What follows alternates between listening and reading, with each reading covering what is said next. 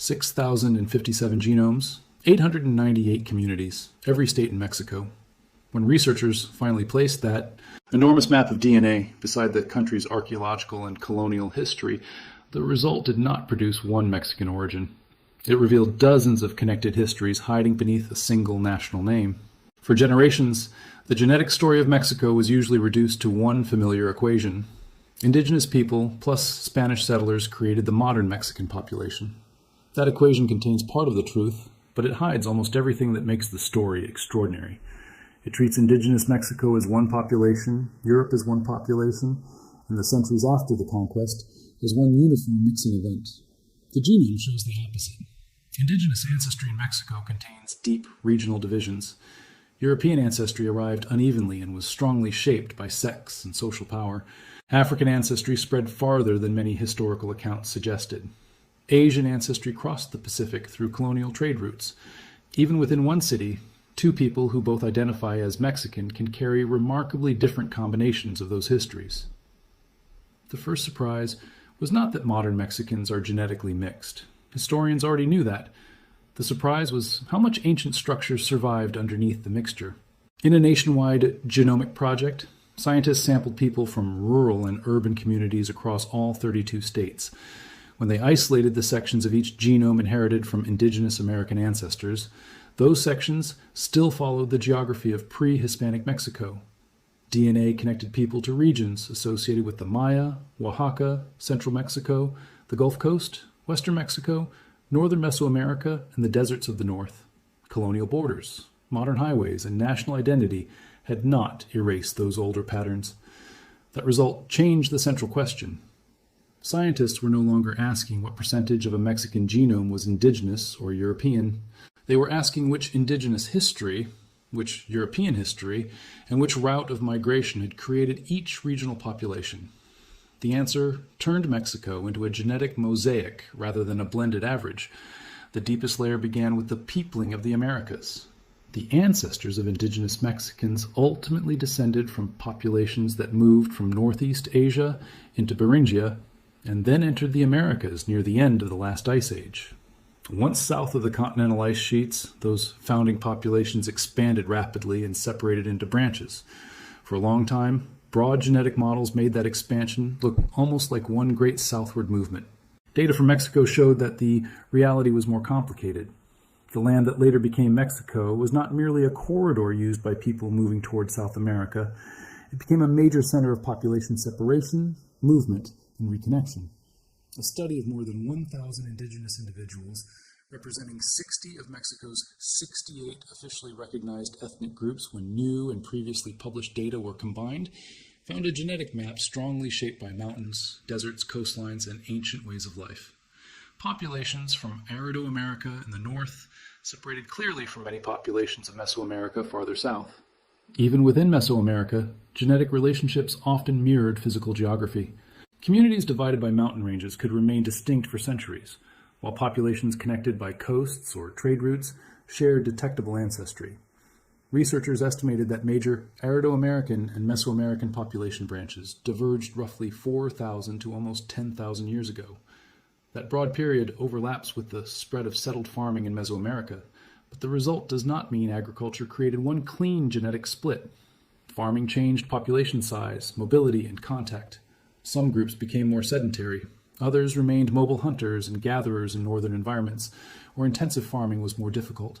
New settlements grew, trade networks expanded, and populations that had once exchanged genes more frequently could become separated by geography, language, or subsistence.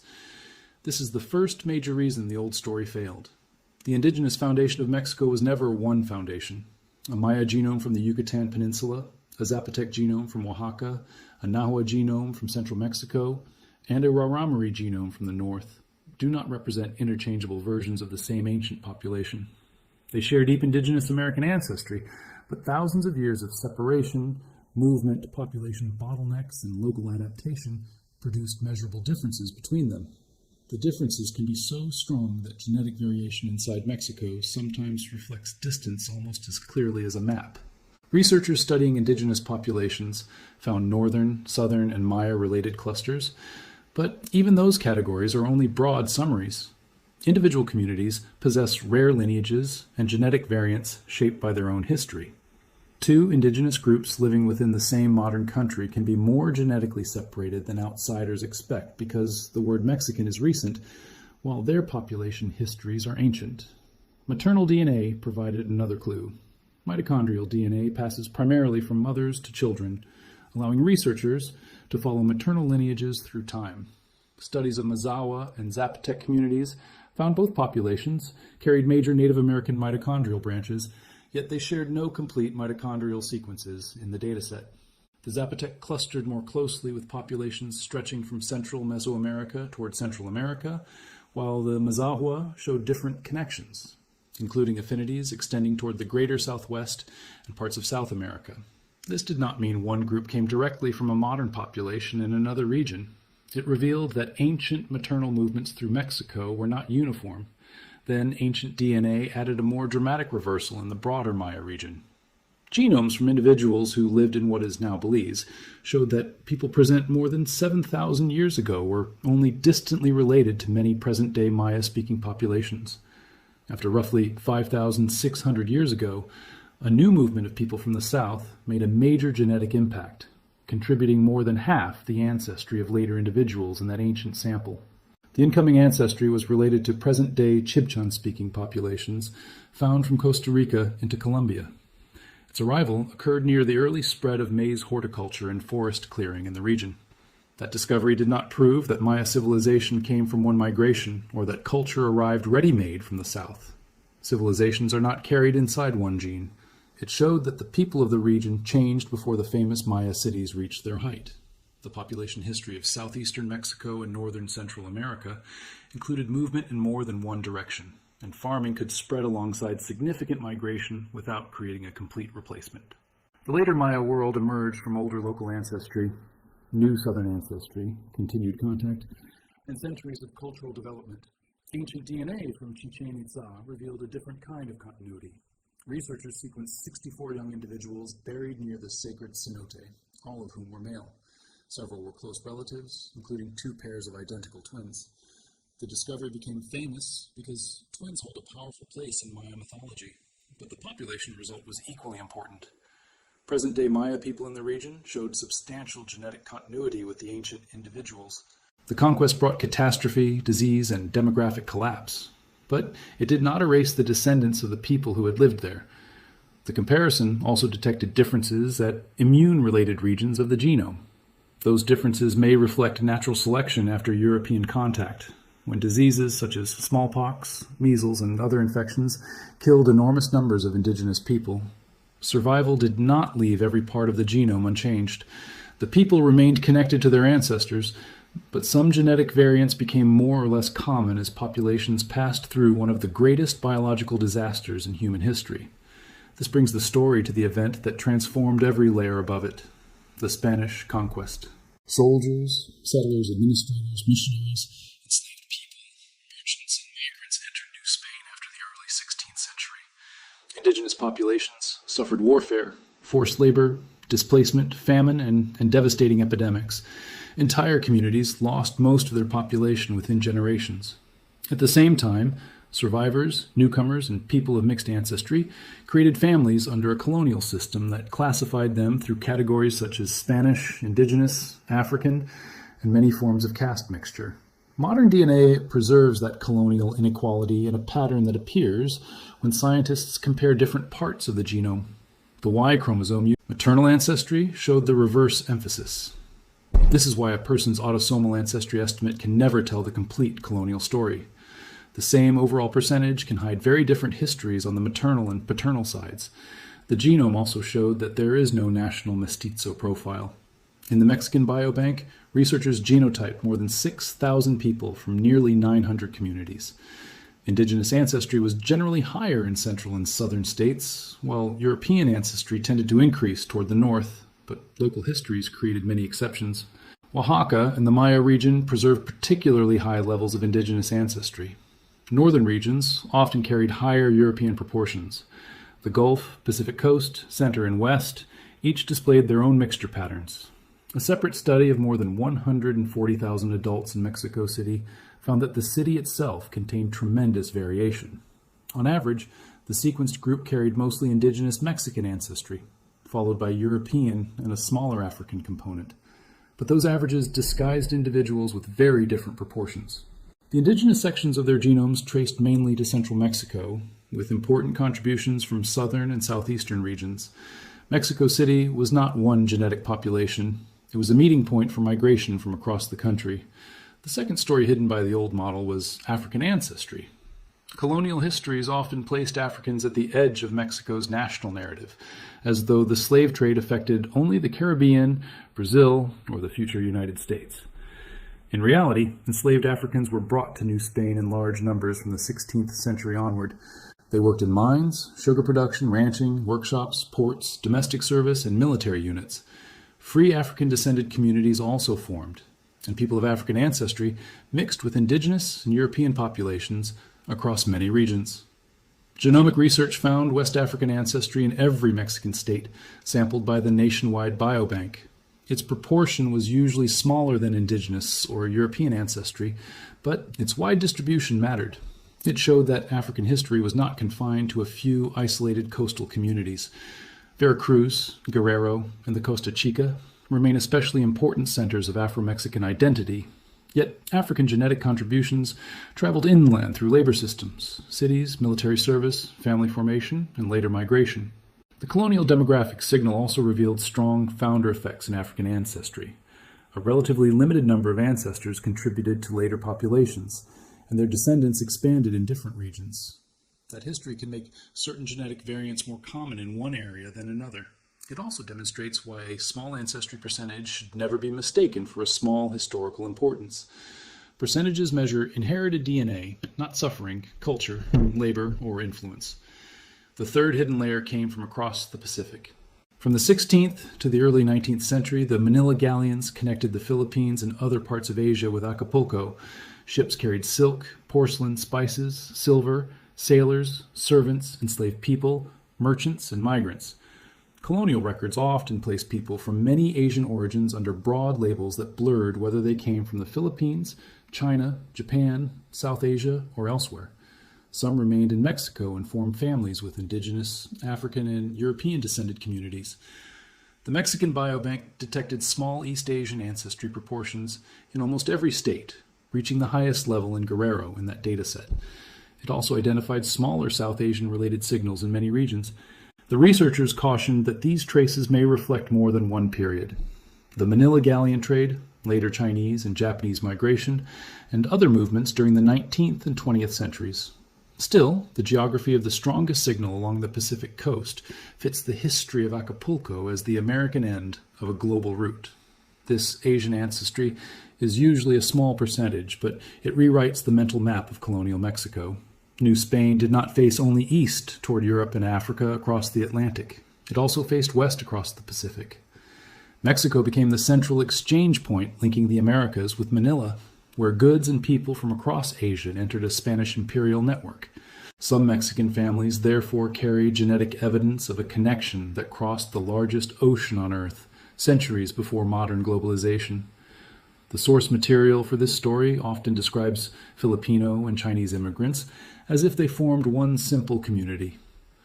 The DNA cannot always identify a precise historical nationality because modern reference populations do not perfectly represent people who lived centuries ago. And East and Southeast Asian populations share related ancestry. What it can show is that Asian gene flow occurred, that it varied by region, and that it became part of Mexican family histories. Historical records are then needed to distinguish which roots and communities were most likely involved. Another debated layer involves Sephardic Jewish and Eastern Mediterranean ancestry. After the expulsions and forced conversions of Jews in Spain and Portugal, some conversos traveled to the Americas. Colonial authorities attempted to prevent people with Jewish ancestry from settling in New Spain, but records show that some arrived, practiced Christianity publicly, preserved traditions privately, or became fully integrated over generations. Later immigrants from Lebanon, Syria, and other parts of the Eastern Mediterranean added new ancestry during the 19th and 20th centuries. A genomic study across Latin America estimated a small East and South Mediterranean component in Mexican participants and interpreted much of the signal as consistent with Sephardic-related ancestry. The average estimate for Mexico was around 3% in that particular data set, but it must be handled carefully. Genetic reference groups overlap. Iberian people already carried Mediterranean and North African ancestry, and a statistical component cannot prove that every person carrying it had a secret Jewish ancestor. Family records, historical geography, and specific inherited lineages provide stronger evidence when combined with genome-wide results. Even so, particular families and regions do preserve plausible converso connections, rare mitochondrial lineages, and some disease-associated founder variants have linked Mexican descendants with lineages also found among Jewish populations. These findings do not transform Mexico into a hidden Jewish nation. They reveal another path by which persecution in Europe shaped ancestry in the Americas. The important story is not a sensational secret bloodline. It is the survival of people whose identities were pressured, concealed, transformed, or forgotten. The most unexpected result, however, lay deeper than all these colonial contributions. Scientists comparing indigenous Mexican groups with ancient genomes found that the earliest population history inside Mexico may include an ancestry source not fully represented by the famous ancient individuals usually used to model the peopling of the Americas. The roughly 12,600-year-old Anzac child from Montana was genetically closer to many Mesoamerican and South American populations than to some Arido-American groups. Meanwhile, the ancient Upward Sun River individual from Alaska sat outside the later branches in a different position. Statistical models suggested two possible histories. It was that every attempt to reduce them to a single origin failed. Even before Spain, indigenous Mexico contained deep structure, ancient migration, local continuity, and possible ancestry from populations not yet directly sampled. After Spain, mixture added European, African, Asian, and Mediterranean layers in proportions that change from one region and family to another. The old national narrative of mestizaje often celebrated mixture as a force that unified Mexico. After independence, and especially after the Mexican Revolution, political leaders promoted the mestizo as the symbol of the nation. That idea helped create a shared identity, but it also made many indigenous and African-descended communities less visible. If everyone was officially mixed, then the state could avoid recognizing the continuing existence of distinct peoples, languages, territories, and inequalities. Genetics has now exposed the contradiction. Modern Mexicans are widely admixed, but indigenous populations did not disappear into one national mixture. Their descendants remain, and their regional ancestry still structures the genomes of people across the country. Afro-Mexican ancestry did not vanish simply because official categories ignored it. Asian ancestry did not cease to matter because it was numerically smaller. National unity did not erase biological and cultural diversity. The genome also challenges another popular belief, that famous civilizations can be assigned as simple biological ancestors. People often ask whether modern Mexicans are Aztec, Maya, Olmec, Toltec, or Spanish. Those names refer to political systems, languages, cultural traditions, archaeological horizons, and identities that changed through time. The Mexican, commonly called the Aztecs, ruled an empire but did not replace everyone inside it. Maya civilization included many cities and populations rather than one biological tribe.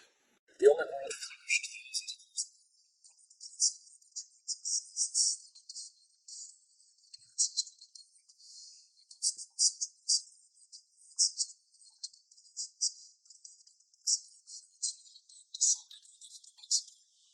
Archaeological culture and genetic ancestry overlap, but they are not identical.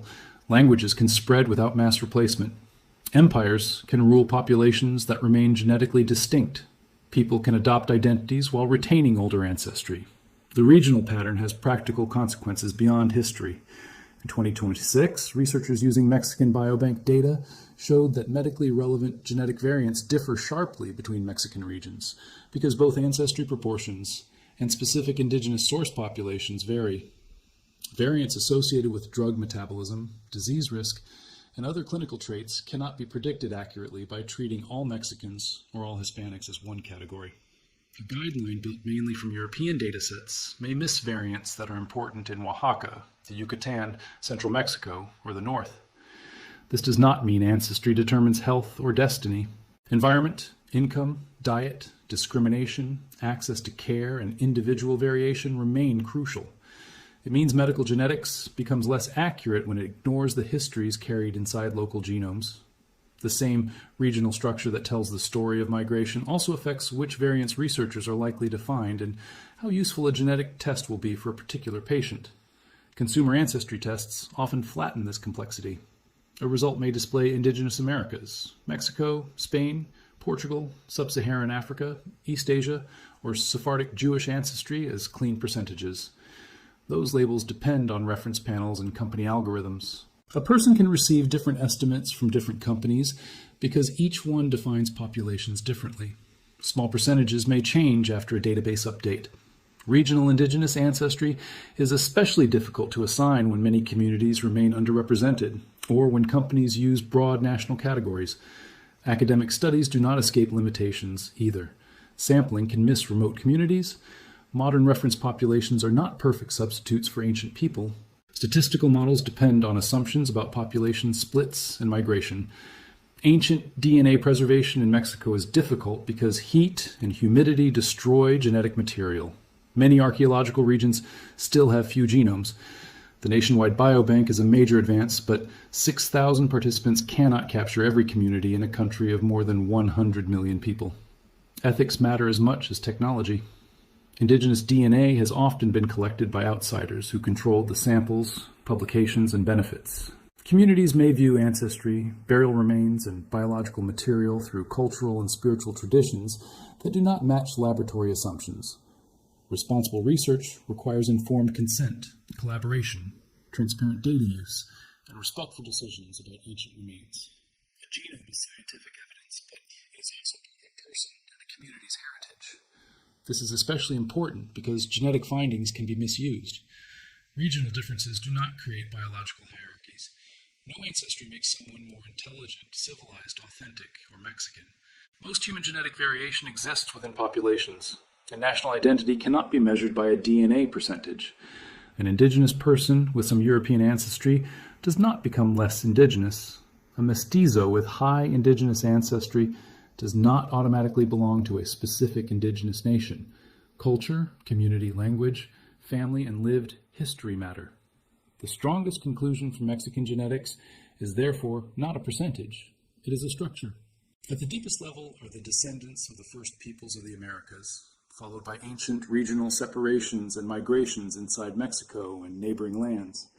Above that sit the rise of farming communities, trade routes, cities, empires, and local population expansions. Then the colonial period added Iberian, African, Asian, and Mediterranean ancestry through events shaped by power, slavery, migration, and survival. Finally, modern movement brought people from every region into cities while preserving much of the older geographic pattern. One more detail makes the regional picture even clearer. When researchers compared genetic ancestry with the cultural regions used by archaeologists, they found that the boundaries were not perfect, but they were far from meaningless. Northern Mexico separated earliest in several models. Western Mexico and northern Mesoamerica shared parts of their history. Central Mexico showed connections with the Maya region through routes that may have followed the Gulf and Atlantic-facing lowlands. Oaxaca retained its own strong profile, shaped by mountain valleys that encourage both interaction and isolation.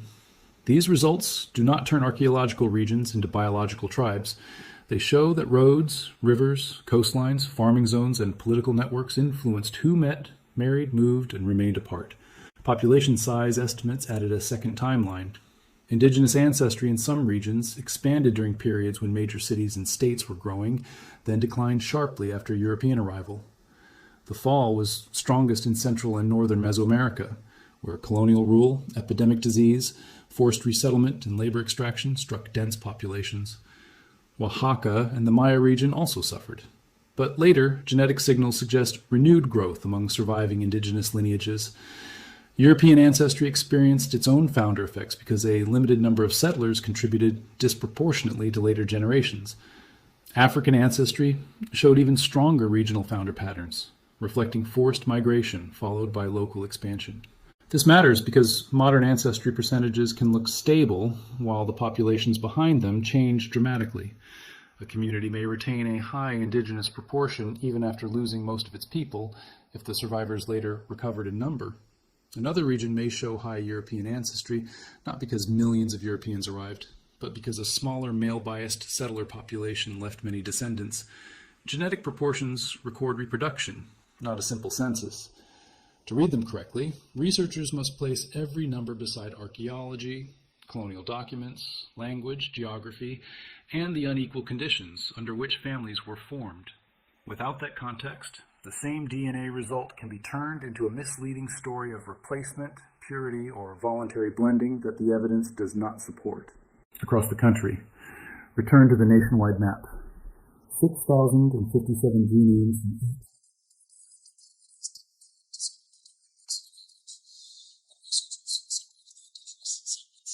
Ancient regions appeared. When they followed European segments, colonial founder effects appeared. When they searched for African ancestry, it appeared in every state. When they looked westward, small Asian signals traced a route across the Pacific. When they compared men and women, the imbalance of conquest became visible. The DNA did not reveal that Mexican history was false. It revealed that the familiar version was incomplete. Indigenous civilizations were not one people waiting to be replaced. Spanish settlers did not mix evenly with everyone. Africans were not absent. Asians were not too distant to matter. Converso and Eastern Mediterranean histories were not impossible, but neither could they be claimed from one vague percentage. Each layer needed its own evidence, and each region told a different story.